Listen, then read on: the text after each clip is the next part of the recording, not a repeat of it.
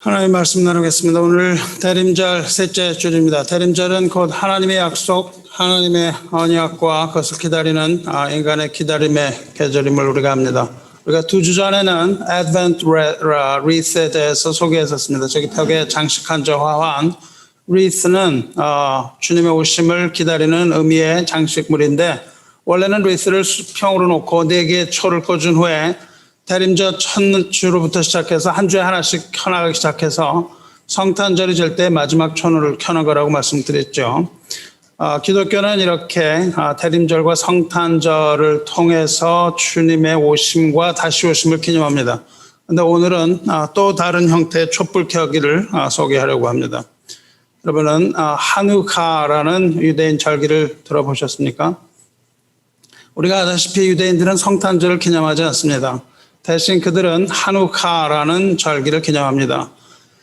유대인들이 기념하는 절기들은 원래 하나님께서 시내산에서 모세를 통하여서 지키라고 명령하신 절기들입니다. 유월절, 초막절, 오순절, 수장절, 대속죄일 이런 날들입니다. 그런데 하누카라는 것은 성경에는 나오지 않는 절기지만 유대인들에게 있어서는 아주 큰 절기입니다. 성탄절은 하루이고 대림절은 3주 동안이지만 하누카는 9일 동안 지키고 유대인들은 대개 2간 동안 휴가를 즐깁니다. 히브리 달력으로 키슬레프, 키슬월 25일 해 떨어질 때부터 시작해서 8일 밤 동안, 즉 9일 동안 지냅니다. 올해는 이것이 11월 28일에 시작해서 지난 주일 12월 6일에 마쳤습니다. 요한복음 10장 22절을 보면 예수님께서도 하누카 절기를 지키며 성전에 가셨던 것을 알 수 있습니다. 10장 22절 23절 읽으면 예루살렘의 수전절이 이르니 때는 겨울이라 예수께서 성전 안 솔로몬 행각에서 거니시니, 여기에서 수전절이라고 번역한 것이 하누카입니다. 하누카는 촛대에 불을 켜는 것으로부터 시작합니다. 여러분은 이스라엘의 상징인 등불을 보신 적이 있을 겁니다. 대가 이렇게 하나인 그런 촛대가 말고 여러 개의 그 가지가 달린 등불 말입니다. 이스라엘을 상징하는 등불은 2가지가 있습니다. 하나는 가지가 7개가 달려 있고 또 하나는 등잔이 9개가 달려 있습니다. 하나는 메노라라고 부릅니다. 둘 다 메노라라고 부르기도 하지만, 여러분 여기 이 근처에 유대인 회당들 굉장히 많죠.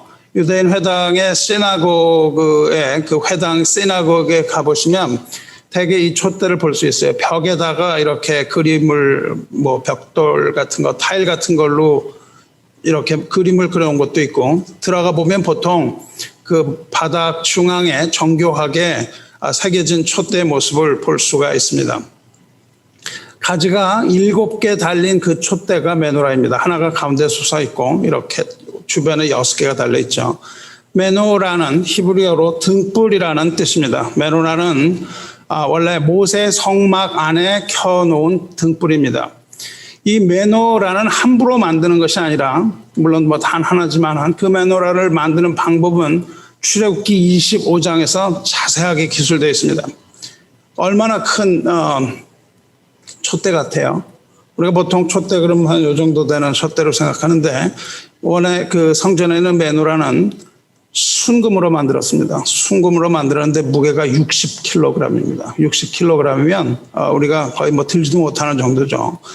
그런데 그 60kg을 이렇게 조각조각해서 볼트 같은 걸로 조여서 만들지 못하고 하나님께서 지시하신 것은 그 한 덩어리로 순금을 부어서 만들게 하셨어요.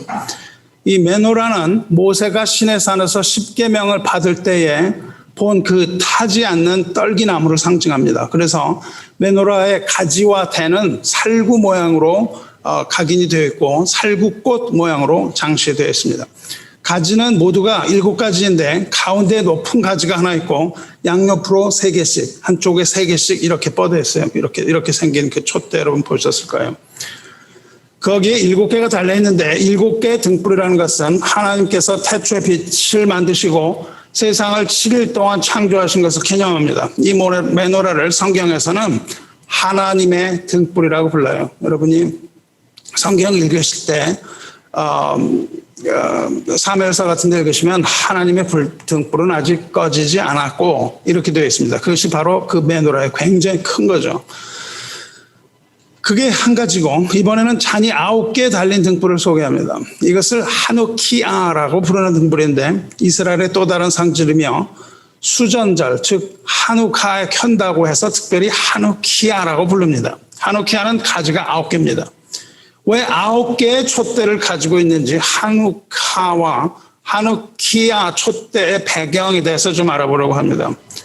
이 촛대 혹은 등불이라는 것은 언제나 하나님의 성전과 관계가 있는 겁니다. 하누카 역시 하나님의 성전과 관계가 있습니다. 그리스의 알렉산더 대왕은 주변국을 무력으로 평정했죠. 그 당시 이스라엘도 알렉산더의 수중에 떨어졌습니다. 그렇지만 알렉산더는 관심이 이렇게 주변국을 정복하는 데만 관심이 있었어요. 그래서 한 군데를 정복하고 그 다음에 또 정복하고 이렇게 했습니다. 그런데 이 알렉산더는 그 정복한 이스라엘에게 가혹한 행위를 하지 않았습니다. 그리고 그들의 종교와 정치 모두를 다 인정해 주었어요. 하지만 기원전 323년 33살의 젊은 나이로 알렉산더가 죽습니다. 알렉산더가 죽고 성경에서 예언된 대로 10개의 나라로 나뉩니다. 알렉산더의 죽음과 이 10개의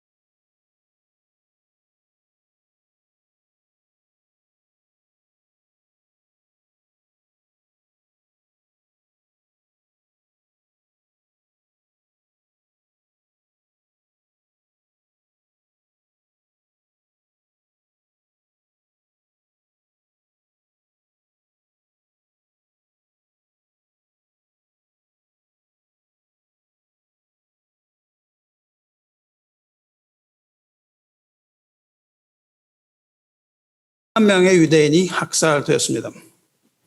왜 그랬을까요? 그 이유는 일본의 조선 식민지 정책과 비슷한 이유입니다. 민족 정신을 말살하려고 한 것이죠. 유대인들을 헬라화하기 위하여 이방 종교로 완전히 개종할 것을 강제적으로 요구한 겁니다. 그래서 그들은 특별히 성전을 더럽히는데 온 힘을 기울입니다. 당시 예루살렘에 있던 성전은 솔로몬이 건설한 성전이 아니고 스룹바벨이 재건한 성전입니다. 솔로몬이 세웠던 첫 성전은 바벨론에 의해서 무너지고 스룹바벨이 세웠던 그 성전을 더럽히기 시작합니다. 부정한 동물인 돼지를 성전뜰에서 도살합니다. 그래서 그 피를 제물로 드리게 합니다. 또 군대를 동원해서 먹지 않으려고 저항하는 유대인들의 입을 강제로 벌리게 해서 억지로 돼지고기를 먹이기도 했습니다. 성전에는 창녀들을 집단적으로 데리고 들어와서 거기서 성행위를 일삼았습니다. 그리고 거기서 매일 술 파티를 벌이고 성전을 향락의 장소로 전락시켜서 모욕을 줬습니다. 그 황제는 제우스 신에게 절할 것을 명했고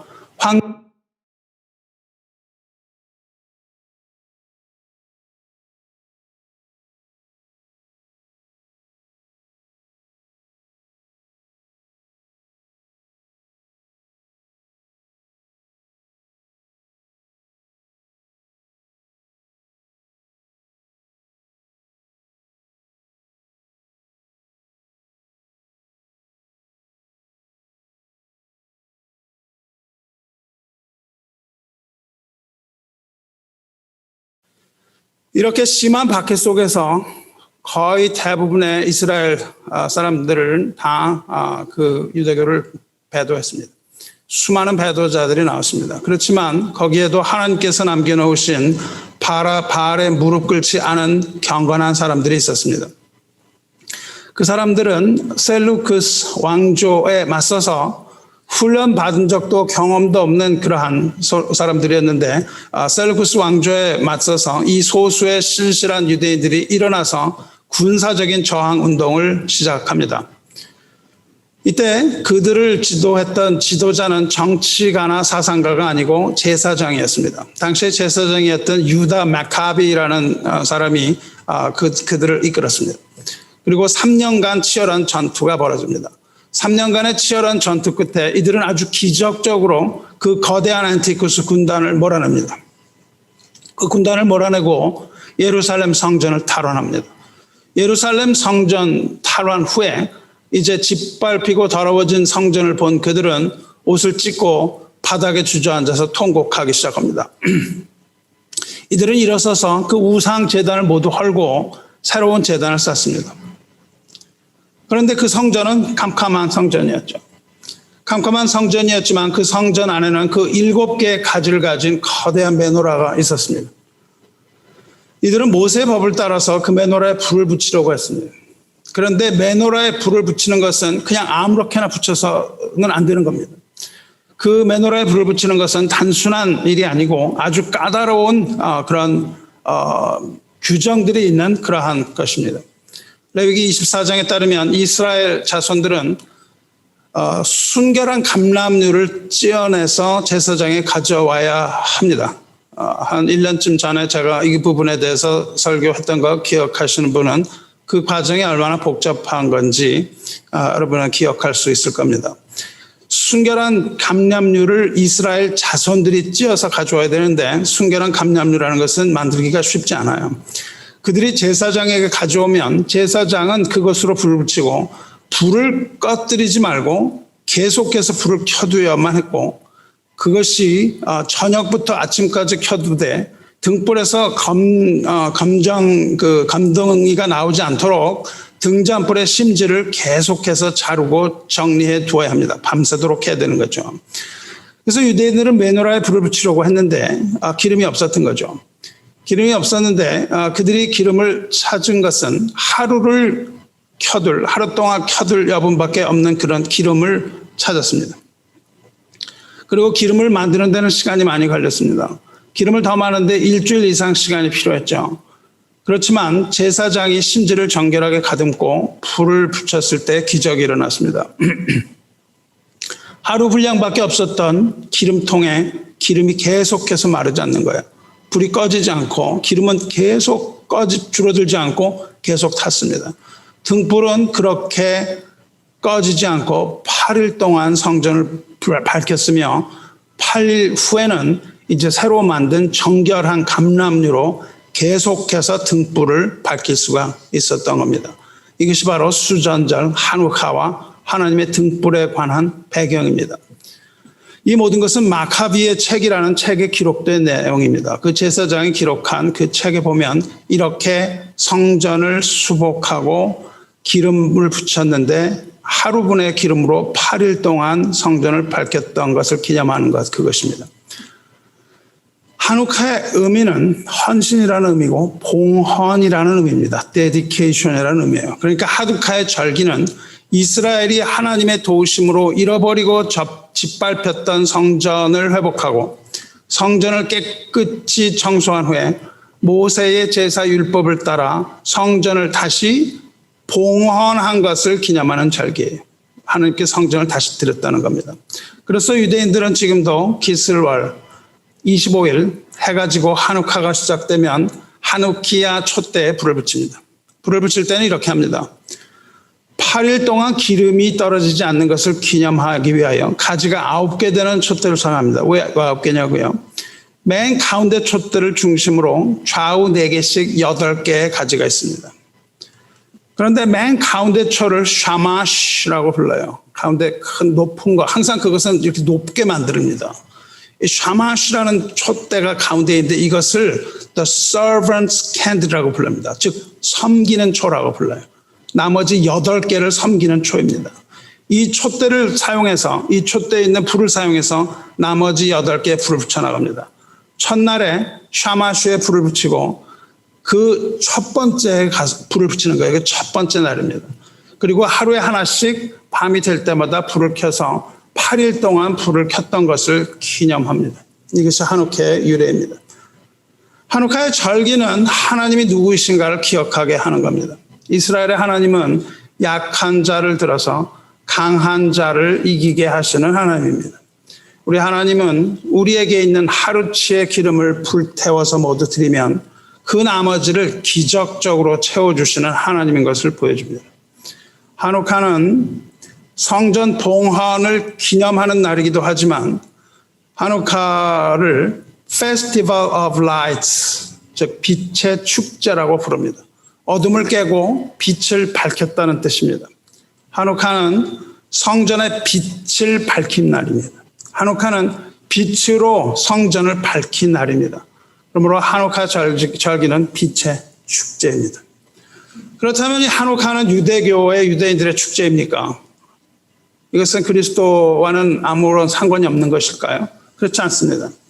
우리는 절기로서는 하누카를 지키지 않습니다.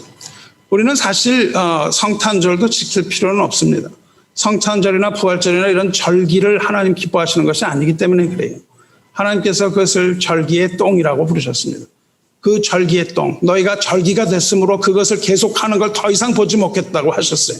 성탄절이라고 해서 이것을 치장해 놓고 여기 왔다 갔다 하는 거 더 이상 보기 싫다고 하셨습니다. 그 마음을 가지고 오지 않는 한 절기는 아무 의미가 없는 것이에요. 그러므로 우리는 하누카를 지킬 필요는 없습니다. 하누카는 분명 우리가 지킬 필요 없는 것이지만 우리에게는 아주 중요한 의미가 있습니다. 성탄절도 우리가 지킬 필요는 없는 것이지만 그 의미는 우리가 받아들여야 합니다. 부활절도 우리가 부활절 날짜로서 지킬 필요는 없지만 그것을 지켜야 합니다. 예수께서 지키라고 하신 것은 성찬입니다. 성찬은 반드시 지켜야 하는 것입니다. 성탄절 하지 않는다 할지라도 성탄은 받으셔야 하는 것이에요. 성찬은 예수께서 하라고 하신 겁니다. 예수께서 우리에게 기념하여 지키라고 하신 것은 그 기름을 부어서 예수님께 드린 그것, 그리고 성찬, 이 두 가지밖에 없습니다. 내 생일 기념하라고 하신 적은 없습니다. 그러나 우리는 예수께서 이 땅에 오심을 기념하는 것입니다. 그 마음을 가지는 거예요. 그러면 절기는 의미가 없습니다. 하지만 그 의미는 대단히 중요한 것이에요. 그 의미가 무엇인지 알기 위해서 우리는 그 시대적 배경을 살펴볼 필요가 있습니다. 하누카가 시작된 이 시대는 구약의 마지막 선지자 말라기로부터 예수 그리스도의 복음이 시작되는 그 세례 요한이 나타나기까지의 기간 중 마지막 부분에 해당돼요. 예수님이 오시기 불과 얼마 전이죠. 패역한 이스라엘은, 구약시대의 패역한 이스라엘은 하나님의 진노를 부릅니다. 그리고 하나님께서는 이스라엘을 떠나십니다. 여러분 성경을 보시면 하나님의 영광이 떠나는 장면이 많이 납니다. 하나님은 영광이 떠날 때마다 아주 싫어하세요. 떠나기 싫어해서 머뭇머뭇하세요. 아주 안 떠나려고 하십니다. 그러나 마침내 인간의 패역은 하나님으로 하여금 떠나게 만드는 거예요. 우리 교회도 그렇습니다. 하나님은 우리 교회를 떠나기 싫어하시지만 우리가 하나님 앞에 패역하면 하나님은 이 교회를 떠나시는 거예요. 하나님의 영광이 떠난 후에는 아무것도 남는 것이 없습니다. 하나님께서 그렇게 이스라엘을 떠나셨어요. 떠나시기 전에 아모스 선지자를 통하여서 말씀하십니다. 아모스 8장에 11절 주 여호와의 말씀이니라 보라 날이 이를지라 내가 기근을 땅에 보내리니 양식이 없어 주림이 아니며 물이 없어 가람이 아니요 여호와의 말씀을 듣지 못할 기갈이라 말씀하세요. 이제 말씀이 없는 때를 주겠다고 하시는 거예요. 하나님의 말씀이 없는 때를 주시겠다고 하시는 겁니다. 여러 선지자들을 통해서 말씀하시던 하나님께서 이제 더 이상 선지자들을 보내지도 않으시고 하나님도 이스라엘을 떠나겠다고 말씀하시는 겁니다. 그리고 마지막으로 보내신 선지자가 말라기입니다. 말라기 선지자를 보내셔서 말라기를 기록하게 하시고 그 기근의 끝에 하나님 말씀 없는 그 기근의 끝에 선지자 엘리야를 보내겠다. 그 말씀을 마지막으로 하나님의 말씀이 뚝 끊어집니다. 그리고 세례 요한이 이 세상에 오는 그때까지 약 400년 이상의 세월이 흐릅니다. 하나님 말씀이 없는 때고 선지자가 없는 때입니다. 이 시기를 우리는 신구약 중간기라고 부릅니다. 그리고 이 시대의 역사를 신구약 중간사라고 부릅니다. 물론 말씀이 없었기 때문에 성경에는 기록되지 않습니다. 그래서 성경은 딱 나누어지죠. 구약, 신약, 중간에는 아무것도 없는 거예요. 신구약 중간기는 침묵기에 해당합니다. The period of silence. 하나님의 말씀이 없기 때문입니다. 그리고 이 시대는 또 암흑기입니다. 빛이신 하나님의 말씀이 사라졌기 때문에 그렇습니다.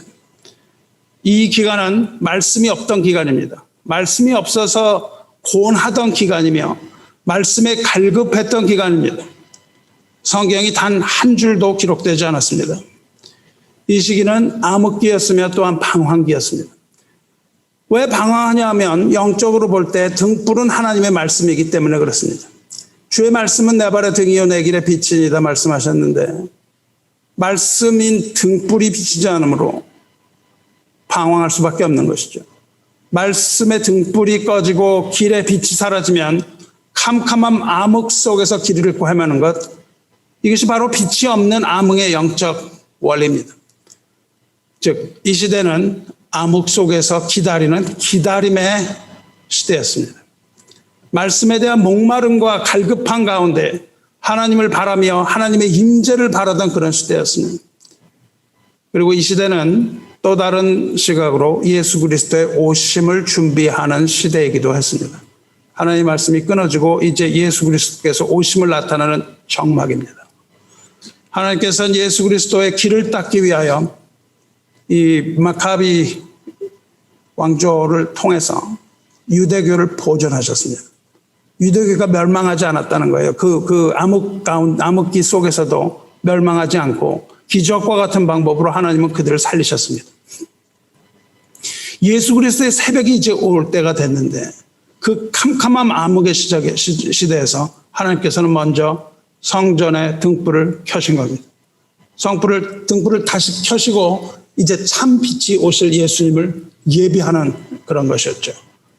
그리고 그 모든 준비가 완료되었을 때 보내겠다고 하신 엘리야, 세례 요한이 나타나서 회개의 세례를 베풀므로써 주님의 길이 완성되고 천국 복음의 빛이 이 땅에 나타난 겁니다. 이 시기는 길고 긴 침묵의 시간이요 기다림의 시간입니다. 하나님의 임재의 사라짐, 하나님이 나타나지 않으신 것, 하나님이 우리 가운데서 사라지신 것은 기다림의 시작입니다. 하지만 기다림의 끝은 또다시 시작되는 하나님의 말씀이요 또다시 시작되는 하나님의 임재입니다. 왜냐하면 그렇게 약속하셨기 때문이에요. 그러므로 우리의 기다림이라는 것은 하나님의 임재 속으로 들어가는 과정입니다. 하나님의 임재를 사모하면서 그 임재 안으로 들어가는 것, 이것이 바로 영적으로 깨어서 기다리는 자의 모습입니다. 기다림은 곧 임재와 관련되어 있는 것이고 하나님의 말씀과 관련이 되어 있는 것이고 하나님의 성정과 관련이 되어 있는 거예요. 주 안에 사랑하는 성도 여러분 지금 영적으로 어떤 상태입니까? 여러분은 하나님의 임재를 느끼며 영적으로 깊은 묵상 가운데 말씀 가운데서 하나님 말씀의 그 강물에서 헤엄치고 있습니까? 그렇다면 여러분은 주 안에서 기뻐하시기 바랍니다. 하지만 하나님께서 침묵하십니까? 하나님의 임재가 느껴지지 않고 하나님이 함께 하시지 않는 것처럼 느껴집니까? 그렇다면 기도해야 됩니다. 형통한 날에는 기뻐하고 공고한 날에는 되돌아보라고 말씀하셨습니다. 공고한 날에는 그것이 나에게 어떠한 메시지인지 자신을 돌아보고 손꼽아서 하나님 기다리시기 바랍니다. 노아는 홍수 기간 동안 내내 방주에 있었습니다. 방주의 창문은 지난번에 설명한 것처럼 아주 조그만 거예요. 저 위에 조그만 창문을 통해서 빛이 조금 들어왔습니다. 방주 안은 깜깜했습니다. 그 안에 얼마나 있었냐고요? 375일 있었습니다. 375일, 1년이 넘었죠. 1년이 넘는 그 동안 하나님께서는 한 말씀도 하지 않으셨습니다. 하나님의 말씀이 없는 캄캄한 방주 안에서 노아는 얼마나 답답한 시간을 보냈겠습니까? 하지만 노아는 하나님의 때를 기다리면서 그 속에서 견디며 인내할 수 있었습니다. 왜냐하면 하나님께서 그렇게 약속하셨기 때문입니다. 그리고 하나님께서 약속하신 대로 물이 줄어들고 마침내 비둘기가 물어온 그 나뭇가지를 보고 노아가 문을 열었을 때 노아는 다시 하나님의 임재 가운데로 들어갑니다. 이것이 바로 오늘 읽은 시편 130편의 다윗의 고백이기도 합니다. 시편 130편은 성전과 관련되어 있는 거예요. 오늘 읽으신 말씀은 성전과 관련되어 있습니다. 제목이 성전에 올라가는 노래예요. 다윗이 기도 가운데 성전에 올라가며 고백하는 노래입니다. 여호와여, 내가 깊은 곳에서 주께 부르짖었나이다. 다윗이 있는 깊은 곳은 바닥을 알 수 없는, 바닥을 헤아릴 수 없는 깊은 바다 혹은 깊은 골짜기입니다. 노아의 방주처럼 그곳에는 빛도 들어오지 않는 캄캄한 어둠의 골짜기입니다. 다윗은 어둠의 골짜기에서 하나님을 찾지 못합니다.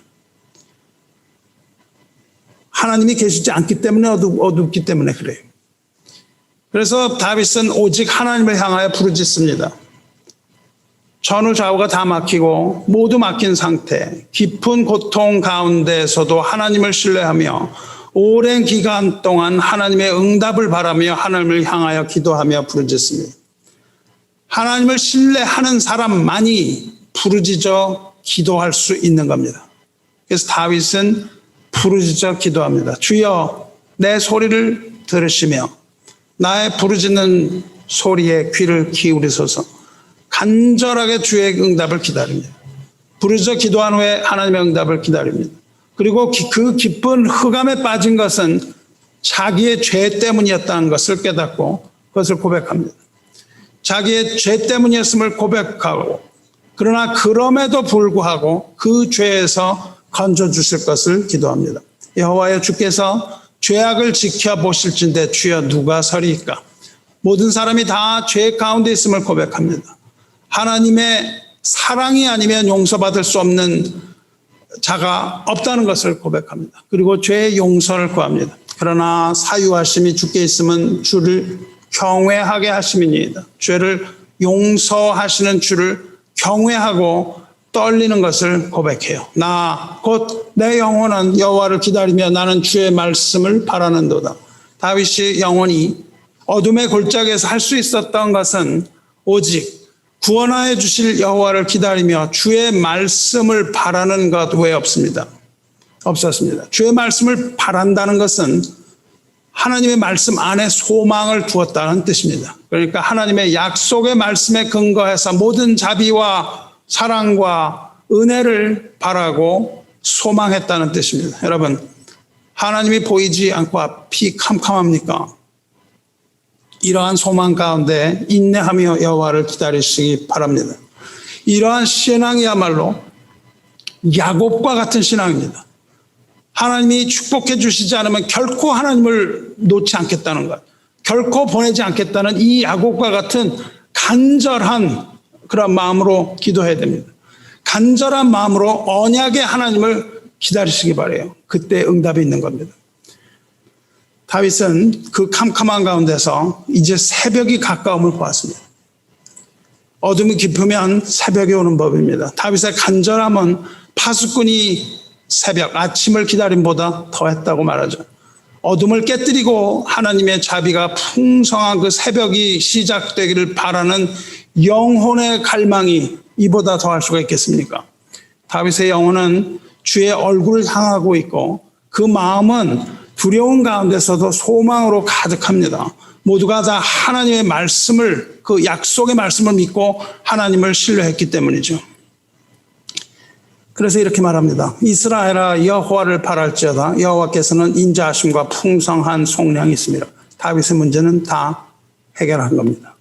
다윗은 이제 자신의 구원을 확신하고 자신의 문제가 다 해결되고 이제 이스라엘을 향하여 얘기하는 거예요. 내가 아닌 다른 사람들에게 얘기합니다. 이스라엘을 향하여 여호와를 바라라고 명령하고 있으니까요. 자포자기할 수도 있었던 그런 상황 속에서 다윗은 여호와를 바람으로써 소망을 얻고 담대하게 이스라엘을 향하여 선포하고 있는 겁니다. 여호와께서는 인자하심과 풍성한 속량이 있습니다. 믿음을 굳건히 하고 신실하신 하나님을 의지해서 모든 어둠을 물리치고 승리하여 빛 가운데로 나가시기를 축원합니다. 여러분과 저의 마음속에는 분노와 두려움만 있지 않습니까? 마귀에게는 증오와 거짓이 있을 뿐입니다. 세상은 극단적인 노여움과 음모와 술수 속에서 미쳐서 돌아가고 있습니다. 하지만 성령께서는 거짓말 하실 수 없기 때문에 그 약속을 반드시 이루실 겁니다.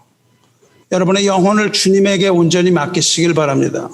주님에게는 자비가 있고 풍성한 속량이 있기 때문에 여러분은 부르짖는 기도와 간구로 하나님 앞에 여러분을 모두 내어놓고 영혼을 맡기시기를 주님의 이름으로 축원합니다. 그 하루 후에 기름을 하나님께 드려야 하는 겁니다. 그가 이스라엘의 모든 죄악에서 속량하시리로다. 그 모든 죄악은 지금 당면한 죄만을 가리키는 게 아니에요. 우리의 죄는 지금 우리가 짓는 죄뿐이 아닙니다. 모든 죄로부터의 속량이라는 것은 죄로부터 자유롭게 되는 것을 말합니다. 죄로부터 해방을 말해요. 죄와 용서, 죄의 권세, 그리고 죄의 결박으로부터 해방, 그리고 죄가 나온 그 모든 결과로부터의 해방과 자유를 말합니다. 이것이 바로 하누카의 의미입니다. 거기에는 해방과 자유라는 의미가 있습니다. 오호라 나는 공고한 자로다 탄식하던 바울이 그리스도의 은혜의 복음을 깨닫는 후에 로마서 8장에서 말합니다. 생명의 성령의 법이 죄와 사망의 법에서 나를 해방하였다. 그렇게 말하지 않습니까? 그 고백이 바로 하누카의 빛이에요. 그러면 다윗은 거기서 무엇을 기다렸겠습니까? 다윗이 기다린 것은 궁극적으로 생명입니다. 그 죽음의 두려움 가운데서 생명을 바랬던 거예요. 노아가 기다렸던 것도 생명입니다. 우리가 기다리는 것도 궁극적으로는 생명입니다. 이스라엘이 기다렸던 것도 생명이에요. 이스라엘에 몇 가지 상징물들이 있습니다. 그렇게 상징하는 상징물들이 모두 생명과 관계가 있어요. 이스라엘의 첫 번째 상징이 뭡니까? 우리가 가장 잘 아는 상징은 다윗의 별입니다. 삼각형 두 개를 이렇게 포개 놓았습니다. 이것을 메게다비드, 다윗의 방패라고 부릅니다. 방패라고도 불러요. 그래서 방패에는 다윗의 별을 그립니다. 이것은 하나님의 능력과 보호하심을 뜻합니다. 대적으로부터 나의 생명을 보호하는 것이에요. 이스라엘의 두 번째 상징은 오늘 살펴본 메노라 등불입니다. 이스라엘의 국장이에요. 앞서서 말씀드린 그 메노라는 살구꽃 형상으로 만듭니다. 하나님께서 그렇게 명령하셨어요. 살구꽃은 아몬드를 말해요. 살구꽃, 이 아몬드는 봄의 시작을 알리는 꽃입니다. 새로운 생명이 시작되는 힘을 말합니다. 끊어지지 않고 타는 생명의 빛을 메노라라고 그래요. 살구나무를 빛의 나무라고 부릅니다. 그리고 살구나무는 아론의 쌍난 지팡이의 재료예요. 죽은 나무에서 다시 싹이 나는 것, 그것을 말합니다. 죽은 몸에서 새 생명으로 부활하는 것을 말해요. 하나님의 부활의 능력이 바로 살구꽃의 모양입니다. 그래서 메노라에는 빛의 나무인 살구꽃으로 모양을 만들고 거기에서 아론의 그 쌍난 지팡이에서 그 아론의 죽은 지팡이에서 싹이 나는 것처럼 부활의 능력을 말하기도 합니다. 메노라 등불은 성막 안에 있는 것으로 늘 하나님과 함께하며 성막에 불을 밝히는 조명입니다. 성막에 불을 밝히는 제사장은 새벽까지 불이 꺼지지 않도록 감수해야 합니다. 새날이 올 때까지 생명을 보존해야 되기 때문에 그렇습니다. 세 번째 상징은 하이라는 겁니다. 하이는 글자예요. 하이는 히브리어 두 글자를 씁니다. 하이는 인사말처럼 사용하는 단어예요. 그런데 하이의 의미는 삶이라는 의미입니다. 생명이라는 의미예요. 그러니까 인사말을 생명 이렇게 얘기하는 거죠. 그런데 물론 이것은 유대인과 기독교 성도 모두가 염원하는 생명인데 차이가 있다면 유대인에게 있어서 이것은 현세에서의 의미 있고 비옥하고 아주 그런 삶을 말합니다. 풍성한 삶을 말해요. 현세에서의 삶을 말합니다. 그리스도인에게서는 그것은 다릅니다. 현세에서의 삶이 아니라 하이는 영원한 삶, 영생을 말하는 겁니다. 생명에 관한 겁니다. 이스라엘의 네 번째 상징이 비둘기입니다. 비둘기는 노아의 방주에 있다가 땅이 말랐을 때 올리브 가지를 물고 온 비둘기입니다. 하늘로부터 내려오는 하나님의 말씀, 하나님의 메시지를 말해요. 크리스찬에게 있어서 이것은 곧 하늘로부터 내려오는 성령을 말하는 것이며 성령 강림 혹은 하나님의 임재를 말합니다. 하나님의 임재라는 것은 곧 생명을 말하는 겁니다. 비둘기 즉 예수께서 세례 받으시던 날에 하늘로부터 내려온 비둘기는 생명을 주는 성령입니다. 마지막으로 이스라엘의 다섯 번째 상징은 쇼파르입니다. 쇼파르는 나팔입니다. 양의 뿔로 만든 이렇게 양각 나팔입니다. 모세가 시내산에서 십계명을 받을 때 두려움에 떱니다. 왜냐하면 산에 구름이 있고 불이 있고 그러면서 나팔 소리가 크게 났기 때문에 그래요. 그 나팔 소리의 상징이 쇼파르입니다. 그러므로 쇼파르 역시 하나님의 임재를 뜻하는 것이며 나팔 소리는 우리를 위해서 싸우시는 하나님의 전쟁 나팔 소리입니다. 또 나팔 소리는 주님의 재림을 상징하는 소리입니다. 주께서 호령과 천사장의 소리와 하나님의 나팔 소리로 친히 하늘로부터 강림하시리니 그리스도 안에서 죽은 자들이 먼저 일어나고 그 후에 우리 살아남은 자들도 그들과 함께 구름 속으로 끌어올려 공중에서 주를 영접하게 하시리니 그리하여 우리가 항상 주와 함께 있으리라 말씀하셨습니다. 나팔 소리는 주님의 재림을 알리는 소리이며 모든 전쟁의 승리를 알리는 소리이며 부활의 소리이며 생명의 소리이며 사모하는 주를 만나게 되는 신호입니다. 그것이 바로 나팔 소리예요. 주안에 사랑하는 성도 여러분, 지금 나팔 소리가 들리지 않습니까? 여러분의 귀에 나팔 소리가 들려야 됩니다. 주님의 재활과 부활의 소망으로 이 긴 어둠의 시간을 이겨내시기 바랍니다. 구약이 끝나고 예수님이 오시는 그 신약의 시작까지의 그 신구약의 중간기는 어둠의 긴 터널과도 같습니다. 암흑의 시대였어요. 말씀이 없던 목마름의 시대였습니다. 파수꾼이 아침을 기다림보다 더 간절한 기다림의 시간이었습니다. 사슴이 시냇물을 찾듯이 갈급한 시대였습니다. 믿음이 없이는 견뎌내지 못하는 시대입니다. 그런데 그 간절함이 길을 열었습니다. 기다림을 넘어선 간절함이 길을 여는 겁니다. 여러분 마음의 간절함이, 주님을 향한 간절함이 여러분 앞에 길을 여는 겁니다. 길이 없는 곳에 하나님께서 길을 여시는 거예요. 여러분 앞에 길이 안 보입니까? 하나님을 향한 간절함을 가져야 돼요.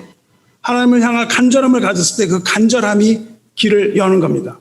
우리의 기다림을 넘어선 간절함이 주님의 길을 여는 겁니다. 저는 사랑하는 여러분, 지금 여러분 긴 그 터널 지나고 있습니까? 터널 안에는 빛이 없습니다. 캄캄한 어둠뿐이에요. 터널에 들어가는 그 순간부터 어둠입니다. 절망이 시작되는 거예요. 절망의 시작이요 연속입니다. 말씀의 부재가 연속됩니다. 어둠의 연속이에요. 하지만 터널은 그 끝이 있습니다. 그 소망을 바라보고 터널 속의 적막함과 그 괴로움을 이겨내야 됩니다. 터널 밖으로 나가면 거기에 하나님의 말씀이 들리는 겁니다. 그 속에서는 하나님의 말씀이 들리지 않습니다.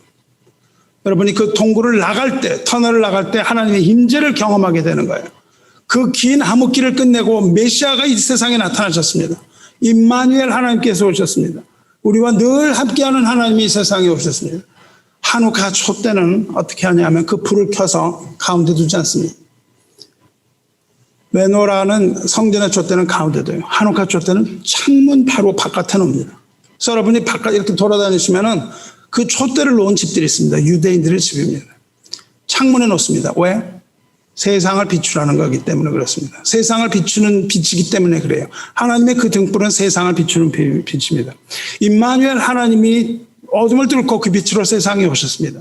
참빛 곧 세상에 와서 각 사람에게 비추는 빛, 요한복음 1장 9절에 있는 그 각 사람에게 비추는 빛, 참빛, 이 세상에 오신 그 빛으로 오셨습니다. 빛이 오면 어둠은 물러갑니다. 어둠은 빛을 이길 수가 없습니다. 어둠의 빛을 이길 적이 없어요. 왜냐하면 어둠은 실체가 없기 때문에 그렇습니다. 어둠은 단지 빛이 없는 것을 어둠이라고 부르는 거예요. 마찬가지로 죽음은 생명을 이길 수 없습니다. 죽음은 실체가 없는 겁니다. 생명이 없는 상태가 죽음이에요. 여러분, 우리가 오해하는 것이 있습니다. 우리가 오해하는 것은 죽음이 우리의 생명을 삼킨다는 착각입니다. 과연 죽음이 우리의 생명을 삼킬 수가 있겠습니까? 아닙니다. 절대 죽음은 우리의 생명을 삼킬 수가 없습니다. 죽음은 실체가 아니라니까요. 착각입니다. 반대로 죽음을 삼키는 것이 생명입니다. 이것이 이해가 됩니까? 생명이 죽음을 삼킨다고요. 성경을 보시기 바랍니다. 고린도후서 5장 4절에 참으로 이 장막에 있는 우리가 짐진 것 같이 탄식하는 것은 벗고자 함이여 오히려 덧 입고자 함이니 죽을 것이 생명에 삼킨 바 되게 하려 함이라 말씀하세요. 무엇이 무엇을 삼킨다고요? 생명이 죽음을 삼킨다고요. 죽음이 생명을 삼킬 수가 없고 죽음이 우리를 죽게 못한다는 거예요. 죽음이 우리를 생명을 삼킬 수 없고 생명이 죽음을 삼킵니다. 이것이 진리의 말씀이에요. 성도 여러분. 저 여러분 모두 죽음을 경험하게 될 텐데 예수 믿는 우리는 영원히 죽음에 머무르지 않을 겁니다. 왜냐하면 예수 그리스도 안에서 생명이 그 죽음을 삼킬 것이기 때문에 우리의 죽음을 그리스도 안에 있는 생명이 다시 삼키고 우리에게 새 생명을 주시기 때문에 그렇습니다. 여러분 과연 우리가 죽으면 죽음에 머무르는 시간이 얼마나 될 것 같습니까? 죽음은 우리를 그리 오래 붙들고 있지 못합니다. 우리가 누릴 영원한 삶에 비하면 죽음 속에 있는 시간은 지극히 짧을 겁니다.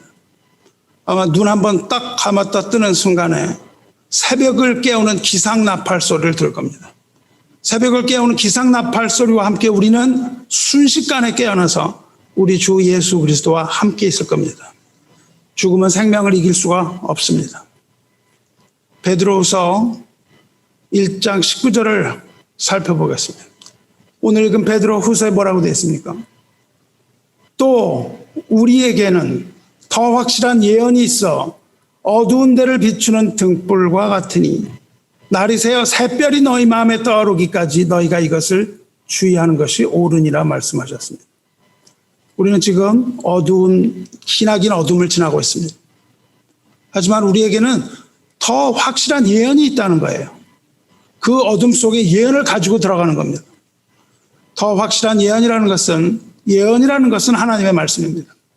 예언은 내일을 알리는 무당의 점이 아니고 확실한 예언이라는 것은 하나님의 말씀이에요. 하나님의 말씀은 그대로 이루어지기 때문에 그것은 예언입니다. 그것은 하나님의 약속이요 하나님의 언약이에요. 그런데 우리가 어둠 속으로 가지고 들어가는 그 예언은 하나님의 언약이므로 반드시 이루어지고야 마는 언약이에요. 주의 말씀은 내 발의 등이요 내 길의 빛입니다. 언약의 말씀은 세상을 비추는 등불입니다. 하나님의 등불은 새벽이 올 때까지 절대 꺼지지 않는다고 말씀하고 계시는 겁니다. 하지만 새벽별이 솟아오르면 이제 온 세상에 광명이 오는 거예요.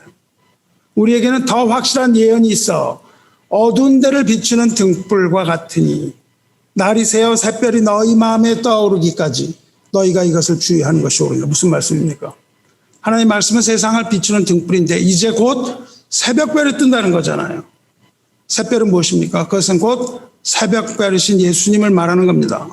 샛별이 떠오르면 주님의 다시 오심을 말하는 것이 분명합니다. 예수님께서 그렇게 말씀하셨어요. 나 예수는 교회들을 위하여 내 사자들을 보내어 이것들을 너에게 증언하게 하였노라. 나는 다윗의 뿌리요 자손이니 곧 광명한 새벽별이라. 그렇게 말씀하셨습니다. 내가 새벽별이라고 말씀하셨어요. 다윗이 그렇게 나의 주라고 고백하고 그렇게 기다리던 새벽이 바로 예수 그리스도를 말하는 거죠. 주님이 다시 오시는 날까지 하나님의 언약을 붙들고 살라는 당부의 말씀입니다. 비록 어둡지만 등불로 비추시고 새벽별이 오는 날까지 하나님의 말씀 놓지 말라는 거예요. 마지막으로 한 가지 더 말씀드립니다. 예수께서는 새벽별이기도 하지만 성전의 등불이기도 합니다. 성 안에서 요한계시록 21장에 성 안에서 내가 성전을 보지 못했으니 하늘로부터 새 하늘과 새 땅이 내려오는데 성전을 보지 못해요. 그 이는 주 하나님 곧 정령하신 이와 및 어린 양이 그 성전이심이라. 성전이 바로 하나님과 어린 양이에요. 그 성은 해나 달의 비침이 쓸데없이 이는 하나님의 영광이 비치고 어린 양이 그 등불이 되심이라 말씀하셨어요. 어린 양이 성전의 등불입니다. 요한복음 9장 5절에서도 예수께서 말씀하십니다. 내가 세상에 있는 동안에는 세상의 빛이로다.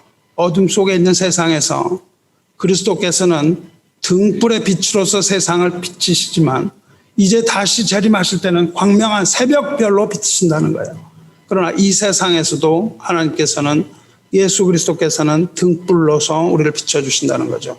하늘로부터 내려오는 새하늘과 새 땅에는 친히 성전이 되시며 그 성전을 밝힐 어린 양 등불이 되십니다. 이것이 바로 참빛 복음의 실체입니다. 말씀하겠습니다. 우리의 인생은 새벽에 올 때까지는 기다림입니다. 하나님의 등불은 세상의 등불이므로 그 등불의 인도함을 받습니다. 이 땅에서는 그렇습니다. 하지만 우리는 새벽을 기다립니다. 간절함으로 기다립니다. 주님 오시는 날을 기다립니다. 이제 우리는 어둠의 터널 마지막에 이르렀습니다. 여명의 아침이 밝아오고 있습니다. 이제 곧 쇼파르의 나팔 소리가 하늘로부터 들리는 겁니다. 그리고 주 예수께서 자기 능력의 천사들과 함께 하늘로부터 불꽃 가운데서 나타나실 겁니다. 아멘. 주 예수여 오시옵소서 고백하시기 바랍니다.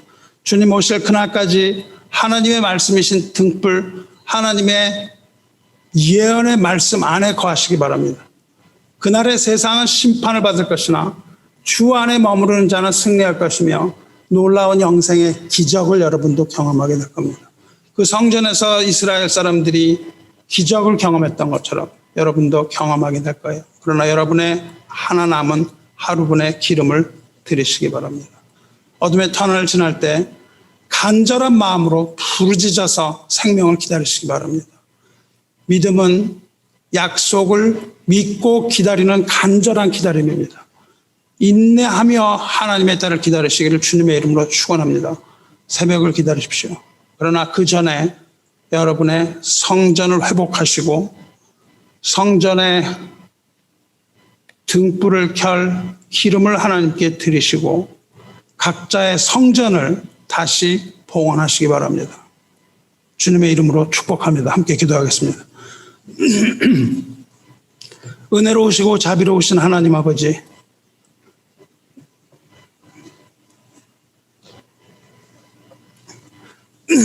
하나님의 은혜와 사랑에 감사하나이다. 오늘도 주님 오시기를 기대하는 백성들과 함께 하겠다고 하셨으니 우리와 함께 해주시고 임마누엘 하나님을 믿는 자녀들의 머리 위에 성령으로 임하셔서 우리 영혼이 깨끗함을 받게 하시고 모든 죄를 다 씻어 주시옵소서. 빛으로 오신 우리 주 예수 그리스도를 기다리오니 나팔 소리가 날 때 귀가 어두워 듣지 못하는 일 없도록 우리 귀를 기울이게 하시고 어디서나 들을 수 있는 큰 나팔 소리로 우리 잠을 깨우시며 새벽이 오는 줄 알게 하여 주시옵소서. 하나님을 사랑하고 하나님을 사모하오니 세상을 비추는 등불로서 우리의 걸음을 비추사 하늘 가는 길을 밝히 볼 수 있게 하여 주시고 하나님과 동행하여 그 사랑 안에 거하게 하여 주시옵소서. 바로 저 모퉁이 돌아오시는 주님의 발자국 소리와 문을 두드리는 그 소리를 듣고 문을 열어 못 박힌 주님의 손과 발을 보고 영접하여 받아들일 수 있는 영적 예민함을 허락하여 주시옵소서. 이 세상의 근심과 걱정들로 인하여 둔하여지지 않게 하시고 하나님의 능력의 손으로 어루만져 위로하여 주시옵소서. 이 백성을 불쌍히 여기셔서 생명을 허락하시고 생명의 부활로 인도하여 주시옵기를 바라올 때에 우리 눈을 구원하여 주시며 곧 다시 오실 하나님의 어린 양 우리 주 예수 그리스도의 귀하신 이름으로 기도드리옵나이다. 아멘.